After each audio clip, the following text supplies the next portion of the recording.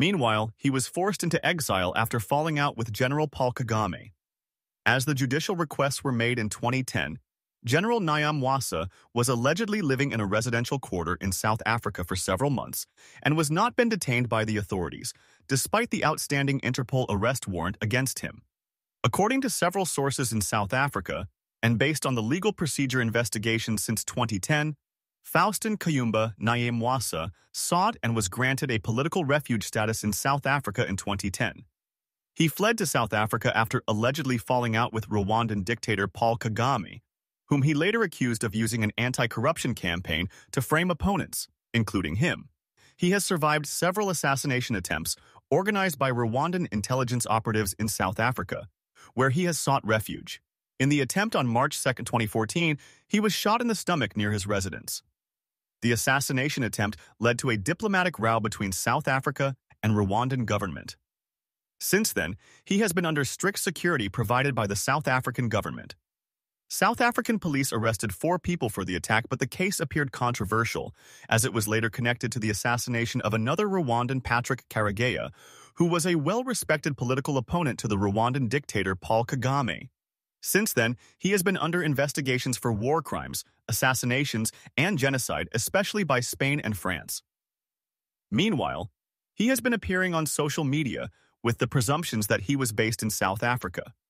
On April 6, 1994, the late Rwandan President General Juvenal Habyarimana and Burundian President Cyprien Ntaryamira, their close aides, and the French flight crew were assassinated. In 2006, the French anti-terrorist judge Jean-Louis Bruguière concluded that the plane was shot down by Rwandan Patriotic Army and named both General Paul Kagame and General Kayumba Nyamwasa and 9 others top General Kagame's aides of having led the assassination and shooting down of the plane. General Kayumba has, on multiple occasions, denied any involvement in the assassination. In 2010, the French anti-terrorist judge Jean-Louis Bruguière reaffirmed his accusation that General Nyamwasa, together with the 9 other ruling Rwandan Patriotic Front officials, were responsible for assassinating the former Rwandan president, Juvenal Habyarimana. Their assassination was the catalyst for unprecedented ethnically based massacres. At the end of the massacres, millions of Rwandans from Hutu and Tutsi ethnic groups were killed. The assassination and the massacres that followed set off a regional humanitarian catastrophe whose consequences are felt even today, 31 years later. Many sources have confirmed that the assassination of Juvenal Habyarimana and Cyprien Ntaryamira has led to more than 17 million deaths, based on estimates from the NGOs, experts, and most importantly, the United Nations to date. In 2016, General Faustin Kayumba Nyamwasa, as a former chief of staff of the RPA, testified in a sworn confidential statement in front of French prosecutors that General Paul Kagame, as the commander of the Rwandan Patriotic Army, RPA, and the de facto leader of the Rwandan Patriotic Front rebels, was responsible for the assassination of late Rwandan President General Juvenal Habyarimana and Burundian President Cyprien Ntaryamira, their close aides, and the French flight crew. The testimony then led to the reopening of a formal investigation that had been suspended years ago without much explanations. Later, the investigation was again suspended.